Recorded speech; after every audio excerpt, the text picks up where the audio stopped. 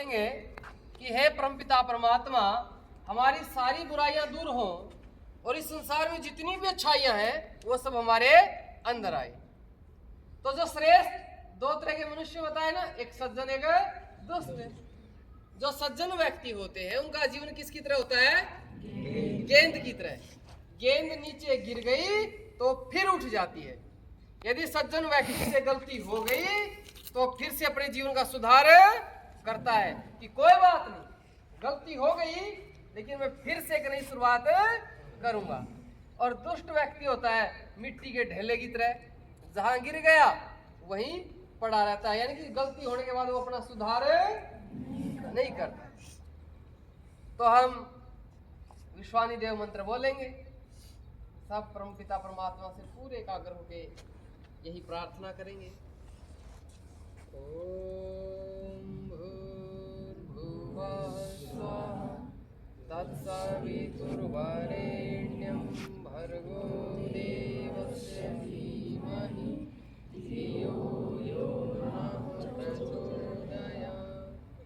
ओम विश्वानि देव सवितर्दुरितानि परासुव यद्भद्रं तन्नहासुव। ओम शांति शांति शांति। आज मैं जो बात आपको बताऊंगा, हमारे कोच साहब हम जुड़े हुए व्हाट्सएप से भी, वहां तो हमारे दर्शन कभी कभार होते रहते हैं। तो इन्होंने जो कहा है, आज का विषय है ब्रह्मचर्य। क्या विषय है? ब्रह्मचर्य एक ऐसी चीज है, एक ऐसी शक्ति है, एक ऐसी मणि है जो व्यक्ति के जीवन में आसानी से नहीं आती। आसानी से क्यों नहीं आती? क्योंकि उस मणि को चुराने वाले इतने चोर होते हैं कि वो उसको समय से पहले ही चुरा लेते हैं। तो आज मैं उसकी रक्षा कैसे करनी है, अपने उस मणि को कैसे आपने बचाना है और कैसे अपने जीवन को श्रेष्ठ बनाना है, ये कुछ बातें आपको मैं सिखाऊंगा। ठीक है? अच्छा ये बताओ, एक व्यक्ति ने एक भवन बनाया, उस भवन में उसने अच्छे मकान, उसकी खिड़कियां दरवाजे सब बनाए, पर उसकी नींव मजबूत नहीं की। तो बताओ क्या भवन मकान लंबा चलेगा? बोलो, नहीं चलेगा। सामान्य सा बरसात का झोंका आया वो उसे गिरा देगा, गिरा देगा ना। तो याद रखना, मैं जो आज तुम्हें बताना चाहता हूं, जो ब्रह्मचर्य है वो आपके जीवन की नींव है। ये नींव आपने जिसने मजबूत बना ली उसका जीवन उतनी ही ऊंचाइयों को छुएगा। जिसकी नींव मजबूत है उस पर उतनी ही ऊंची बिल्डिंग है, कई मंजिला बिल्डिंग बन जाएगी जो आकाश को चूमेगी, है ना। और नींव कमजोर है तो सामान्य सा मकान ही गिर जाएगा। तो आपके जीवन की जो नींव है वो क्या है? ब्रह्मचर्य। वो क्या है? ब्रह्मचर्य। और ब्रह्मचर्य का क्या महत्व होता है जीवन में? आप दौड़ लगाते हैं, ठीक है, जूते पहनकर दौड़ते हैं। मान लीजिए आप दौड़ रहे हैं, किसी दौड़ में भाग ले लिया आपने और जूते पहनकर दौड़ रहे हैं और आप बिल्कुल अपने टारगेट के पास हैं, तभी एक नुकीला तेज कंकर आपके पांव में, जूते में घुस जाता है, तो क्या वो आपको दौड़ने देगा? वो आपकी गति को रोक देगा। तो याद रखना, जिस व्यक्ति ने ब्रह्मचर्य रूपी जूता पहन लिया है वो कांच पर, कांटों पर, पत्थरों पर सबको रौंदता हुआ चला जाएगा। लेकिन जिसके जीवन में अश्लीलता का, गंदे विचारों का, गंदी बातों का, गंदी चलचित्रों का, जिसके जूते में कंकर घुस गया ना, वो उसके जीवन को बर्बाद कर देगा।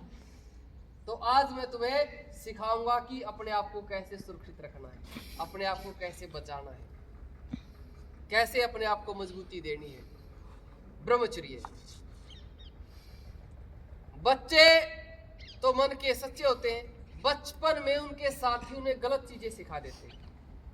ऐसा करो तो इससे ये मजा आएगा, ऐसा करो तो इससे ये हो जाएगा। तो मेरी कुछ बातें आपने समझनी है ध्यान से। अच्छा ये बताओ, आप में से साइकिल किस किस के पास है?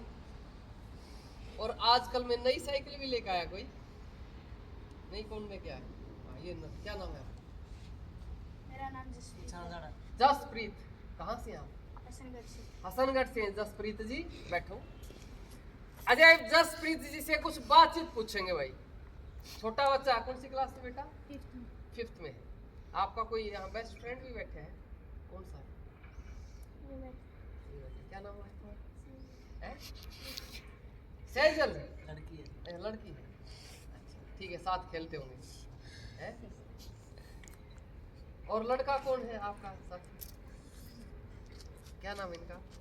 मनप्रीत। मनप्रीत। कौन सा मनप्रीत? ये मनप्रीत आपके पास आता है, ठीक है? आपने नाम बताया जसप्रीत। ये बोले भाई जसप्रीत तेरा साइकिल चाहिए, मुझे साइकिल दे दे, मुझे किसी कार्य जाना है। ये तेरा साइकिल ले गया, नई साइकिल है तेरी, बेस्ट फ्रेंड तो दे देते ना। अब इसने क्या किया, इसने साइकिल को गड्ढों से उछाला, ठीक नहीं चलाई, कीचड़ से निकाला, सारी साइकिल को कीचड़ से धसा दिया, गड्ढों में उछाल करके उसका रिम मोड़ दिया, ना रिम ठीक करवाया ना कीचड़ साफ किया, और पीछे से आपके घर खड़ा करके चलेगा, बताया नहीं। आप भाई देखा रे साइकिल का तो नाश मार दिया। एक आपने अपने ठीक करवाई, कुछ दिन बाद फिर आया, बोला भाई जसप्रीत तेरी साइकिल चाहिए, तो तुम्हारा साइकिल देगा तुम? ठीक ठीक बता ईमानदारी से। आपकी साइकिल बिगाड़ दी है, खराब कर दी है, क्या क्या दोबारा देनी चाहिए? अनजाने में हो जाए तो उससे अलग बात है, जानबूझ कर उसने ऐसे स्टंट किया, उसमें जानबूझ कर खराब किया उसने।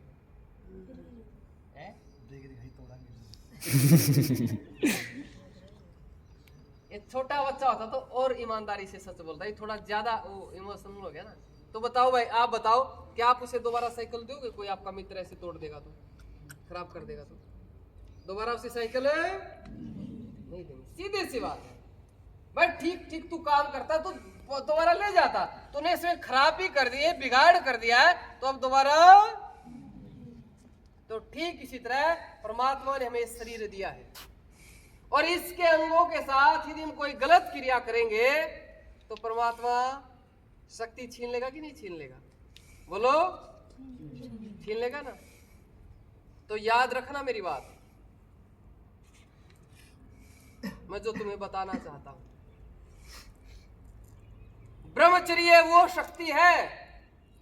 एक बार ऋषि धन्वंतरी अपने शिष्यों को पढ़ा रहे थे, पाठ पूरा हो गया, उसका एक शिष्य बोला गुरुजी आपने सारी शिक्षा दे दी है, कोई शिक्षा ऐसी है, सारी दवाइयां आपने बता दी है, कोई दवाई ऐसी है जो सब रोगों में काम आती हो?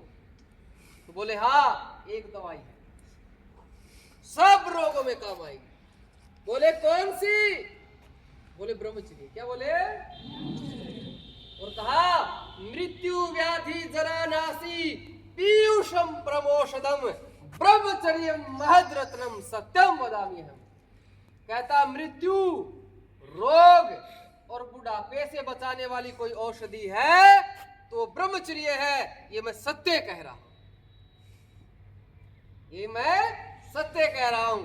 इतनी बड़ी शक्ति है ब्रह्मचर्य। हमारे वेद में मृत्यु पर तो सब विजय प्राप्त करना चाहते हैं ना, कि मैं कभी ना मरूं, तो कहा ब्रह्मचर्य तपसा देवा मृत्युमुपागनत, कि ब्रह्मचर्य ही वो तप है जिससे देवता भी मृत्यु पर विजय प्राप्त कर लेते हैं। आप खिलाड़ी हैं, आप अच्छे खिलाड़ी बनना चाहते हैं, मेडल लेकर के आना चाहते हैं, तो उसके लिए जरूरी है ब्रह्मचर्य। उसके लिए क्या जरूरी है? आपको भी ब्रह्मचर्य कैसे जरूरी है? अच्छा एक बात बताओ, एक आदमी, ये थोड़ा पीछे भी आ सकते हैं आप, पीछे आकर के ताकि ये पीछे घूम के चारों तरफ से बना सकते हैं। एक आदमी कब तक अपने प्रतिद्वंदी से लड़ता है? आप तो खिलाड़ी हो ना, आप सामने वाले के साथ कब तक लड़ते हो? जब तक एक आदमी, चलो इसको दूसरी बात से सीखो, एक आदमी सफल होने के लिए कब तक प्रयास करता है? जब तक वह सफल नहीं हो जाता तब तक वह सफल होने के लिए प्रयास करता। तो हर व्यक्ति जीवन में सफलता प्राप्त कर लेता, लेकिन व्यक्ति प्रयास करना छोड़ देता है। व्यक्ति सफल होने के लिए प्रयास पता कब तक करता है? एक खिलाड़ी भी तब तक मुक्के मारता होगा जब तक उसे लगता होगा मैं जीतूंगा। जब उसे लगता ना अब बस की बात है, तो वो ढीला हो जाता होगा ना, फुर्ती उसकी ढीली हो जाती है ना। फुर्ती से कब तक लड़ता हो? जब तक उसे ये है, विश्वास है, आत्मविश्वास है, सेल्फ कॉन्फिडेंस है, मैं विजय प्राप्त करूंगा, मैं जीतूंगा, मुझे जीतना है। लेकिन जब उसका आत्मविश्वास डाउन हो जाता है तो वो ढीला हो जाता है। ऐसा होता है कि नहीं होता है? तो जीवन में सफलता प्राप्त करने के लिए जरूरी है आत्मविश्वास। क्या जरूरी है? आत्मविश्वास। और आत्मा में विश्वास तब होगा जब आपकी आत्मा में बल होगा, और आत्मा में बल तब होगा जब आपके चरित्र में बल होगा, जब आपके अंदर ब्रह्मचर्य होगा। पता है ब्रह्मचर्य कितनी बड़ी शक्ति है? अच्छा, ये महाभारत का युद्ध किस किस के बीच में हुआ था? किस किस के? कौरव और पांडवों के। अच्छा, ज्यादा योद्धा किसके पक्ष में थे? ज्यादा योद्धा कौरवों के पक्ष में। पांडवों में तो योद्धा थे। युद्ध छिड़ा हुआ है, आपस में सेनाएं मार काट मची हुई है, और पांडव कौरवों पर भारी पड़ रहे हैं। पांडव सारे योद्धा किसके तरफ थे? कौरवों की तरफ। पांडव भारी पड़ रहे हैं। कौरव पक्ष का एक नौजवान लड़का एक बूढ़े व्यक्ति के पास आता है, बूढ़े ब्रह्मचारी के पास आता है, और उस बूढ़े ब्रह्मचारी को कहता है, पितामह, क्या युद्ध में हमें विजय प्राप्त हो जाएगी? निराशा से भरा हुआ एक नौजवान एक बूढ़े ब्रह्मचारी के पास आता है और कहता है, पितामह, क्या युद्ध में हमें विजय प्राप्त हो जाएगी? और वो 176 साल का बूढ़ा, वो ब्रह्मचारी, वो आत्मविश्वास से भरा हुआ उस नौजवान से कहता है कि दुर्योधन, जब तक मेरे हाथ में धनुष बाण है ना, पराजय तुझे छू भी नहीं सकती। एक एक दिन में 10-10 हजार को मारूंगा मैं। और उसे बूढ़े ब्रह्मचारी ने ऐसा उत्पात मचाया कि श्री कृष्ण जी महाराज ने भी अपनी प्रतिज्ञा तोड़ ली, हथियार उठा लिया था। तो ये ब्रह्मचर्य का प्रताप है, ये ब्रह्मचर्य की शक्ति है, ये ब्रह्मचर्य का तेज है, ये ब्रह्मचर्य का ओज है। और जीवन में से ब्रह्मचर्य नष्ट तो उत्साह खत्म, उत्साह नहीं रहता, ढीले ढीले हो जाएंगे, फुर्ती नहीं रहेगी, जोश नहीं रहेगा, आत्मविश्वास नहीं रहेगा, चेहरे पर तेज नहीं रहेगा, चमक नहीं रहेगी, साहस नहीं रहेगा, पराक्रम नहीं रहेगा। किसके कारण? ब्रह्मचर्य नाश के कारण। किसके कारण? तो बेटा बात ये, ब्रह्मचर्य पालन करे कैसे? क्या है ब्रह्मचर्य? ब्रह्मचर्य है अपनी शक्ति को संजो करके रखना, अपनी शक्ति का नाश न करना। शक्ति का नाश कैसे होता है? उसमें कुछ चीजें हैं। लड़कियों को बहन के बिना मत बोलो, लड़कियों को बहन की दृष्टि से देखो। लड़कियों को बनाना है तो अपनी बहन बनाना है, अपनी फ्रेंड नहीं बनाना। अपनी फ्रेंड, लड़के को बनाना है तो अपना भाई बनाना है, अपना फ्रेंड नहीं। हमारे यहाँ गर्ल फ्रेंड और बॉय फ्रेंड नहीं होते। ये सबसे बड़ी बीमारी है। कितनी बड़ी बीमारी है, इतनी भयंकर बीमारी है, बताऊं? ठीक है जी, कितनी बड़ी बीमारी है। अच्छा, तुम गुड़ का लाड़ा समझते हो? पिघला हुआ गुड़, जब गुड़ पिघल जाता है, एक पिघला हुआ गुड़, उसके ऊपर एक मक्खी बैठती है। अब ध्यान से सुनना, मैं तो बता रहा बेटा, तुम बच्चे जो बड़े तो छोटे बच्चों को वहां तक की बातों का नहीं पता। ये बीमारी 7वीं 8वीं से शुरू हो जाती है, वैसे तो 5वीं से शुरू हो जाती है, आजकल तो 3वीं में भी बीमारी शुरू हो रही है, 2री 3री के बच्चों ये चल रही है, ठीक है ना।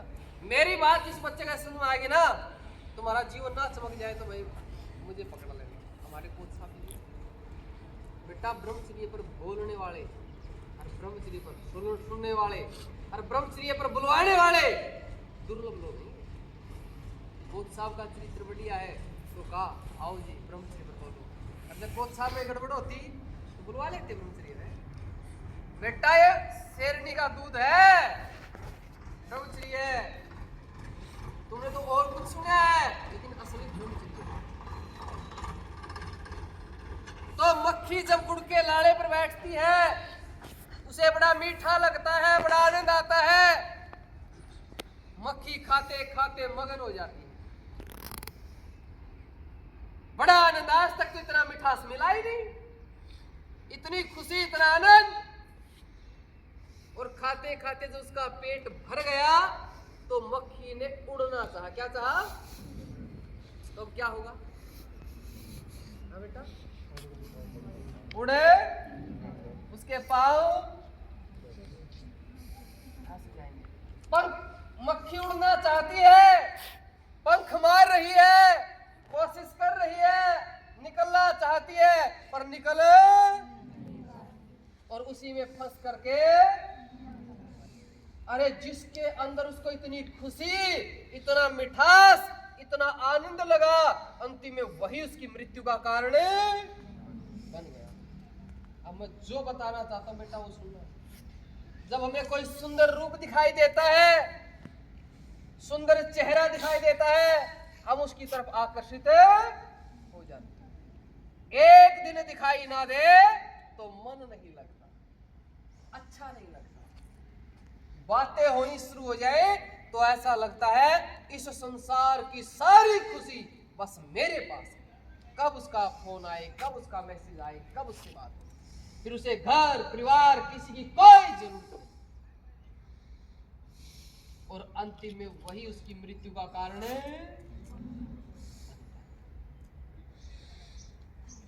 वही रूप, वही आकर्षण। मृत्यु का कारण का मतलब है वो उसके लक्ष्य से भटक जाता है, वो उसकी मेहनत से भटक जाता है, वो अपने संकल्प से भटक जाता है, अपने समय को प्रैक्टिस में नहीं लगाता, अपने समय को चैटिंग में लगाता है, बातचीत में लगाता है। और इसके कारण बेटा बड़े बड़े लोग बर्बाद हो गए। जिसने प्राय स्त्री और प्राय धन को चाहा उसका बड़े बड़ों का नाश हो गया। प्राय पुरुष और प्राय स्त्री को चाहने वालों का एक दिन विनाश हो जाता है। कहते किसी का घर बार छुड़वाना हो, पढ़ाई लिखाई छुड़वानी हो, खेल कूद छुड़वाना हो, व्यायाम छुड़वाना हो, नौकरी छुड़वानी हो, उसको किसी काम का नहीं छोड़ना हो तो एक काम कर दो। बोले क्या? उसे आशिक बना दो। जो आशिकी में फंस जाएगा तो उसका जीवन बर्बाद हो जाएगा।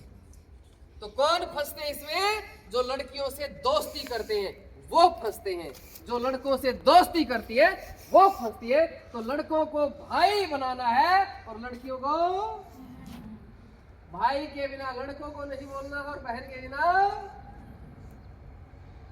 पहली बात समझ आ गई? ब्रह्मचर्य का पहला नियम समझ आ गया। दूसरा नियम, हमारी जो उपस्थेंद्रियां हैं, मल मूत्र त्यागने के स्थान है, उनके साथ कोई भी कुचेष्टा नहीं करनी, कोई भी गलत हरकत नहीं करनी। तुम्हारे मित्र तुम्हें सिखाएंगे, तुम्हें गलत बात बताएंगे, कहेंगे ये करो वो करो, इससे ये मजा आएगा, इससे वो मजा आएगा, तो आप कहेंगे नहीं मैं ब्रह्मचारी हूँ, मैं ब्रह्मचारिणी हूँ, मैं अपने शरीर से कोई भी कुचेष्टा कोई भी गलत हरकत नहीं करूंगा, नहीं करूंगा। तो दूसरा नियम समझ में आया। तीसरी बात, मोबाइल में कुछ भी गलत नहीं देखना है। मोबाइल में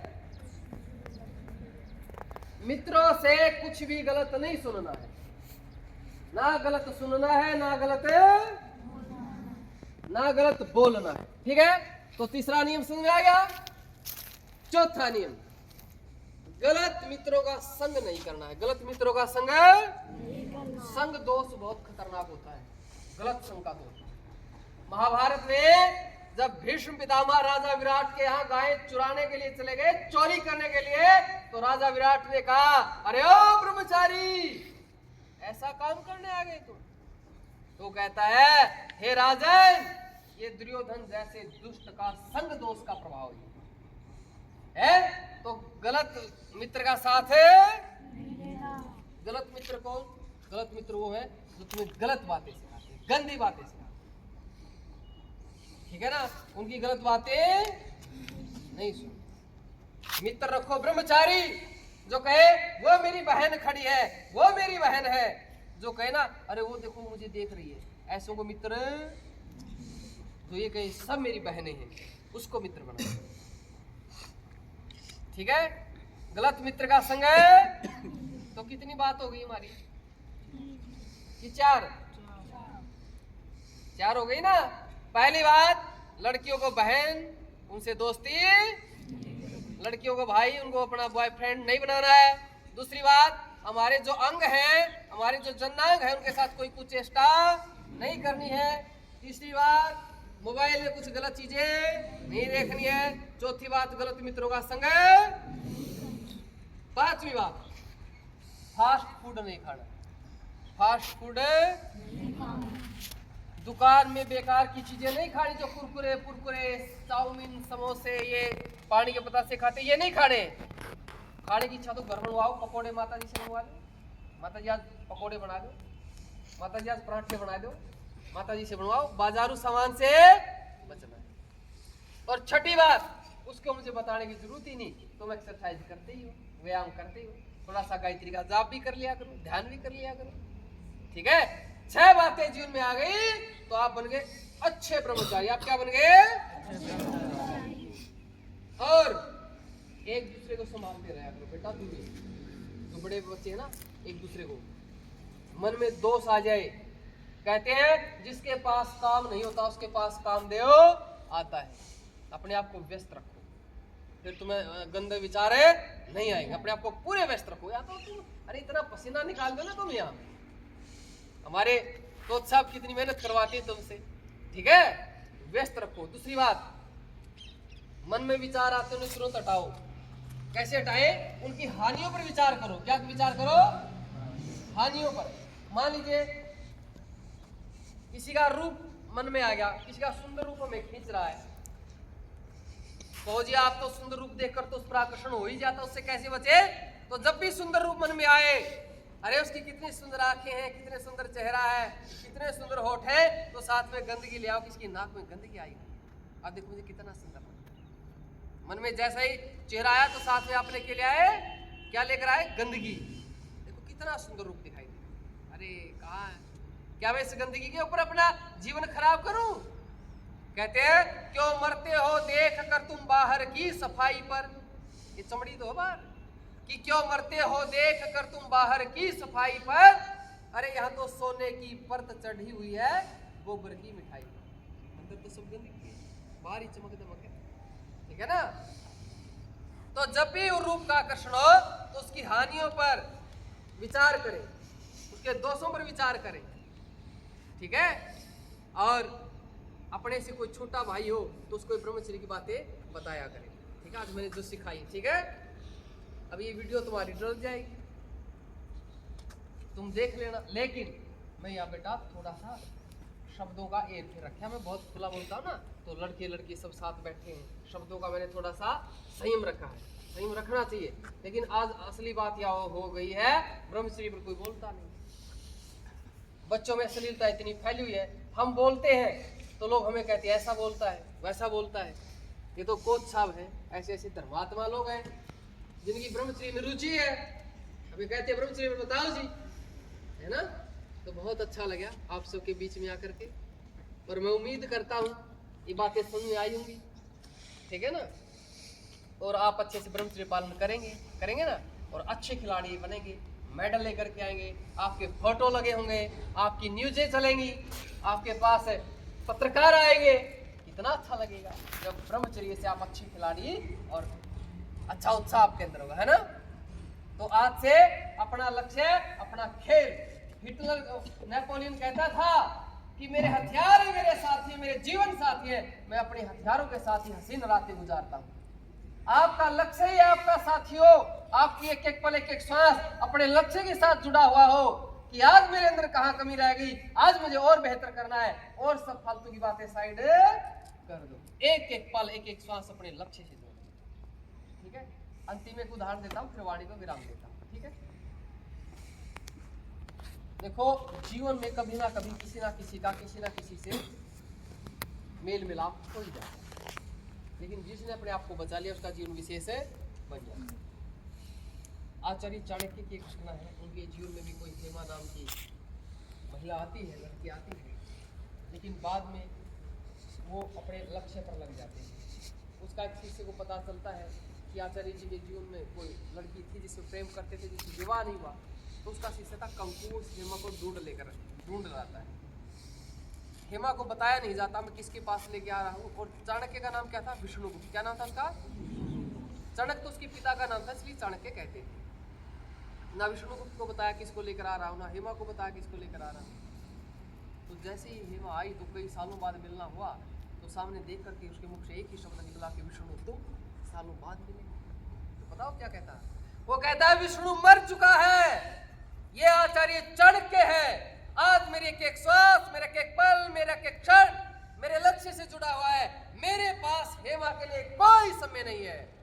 मेरे पिता को दी हुई प्रतिज्ञा को मुझे पूरा करना है, और मैं नहीं चाहता उस प्रतिज्ञा में कोई हेमा बाधा बने। मुझे अखंड भारत का निर्माण करना है।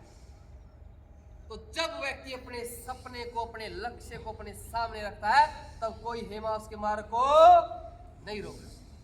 जिसका लक्ष्य ही नहीं होता है, बाधाएं तो उनके जीवन में आती है। तो आज से आप एक लक्ष्य के साथ जुटेंगे, कड़ी मेहनत करेंगे और ब्रह्मचर्य को मजबूत करेंगे ना? बिल्कुल, बोलो, जोश से बोलो। बहुत धन्यवाद, आपने बड़ा धैर्य से सुना।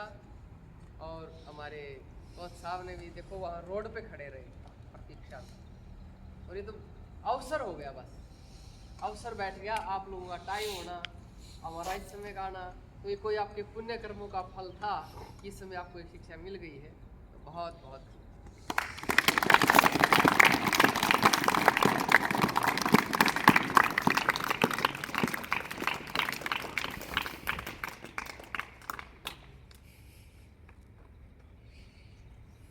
अब एक छोरी खेलन गई।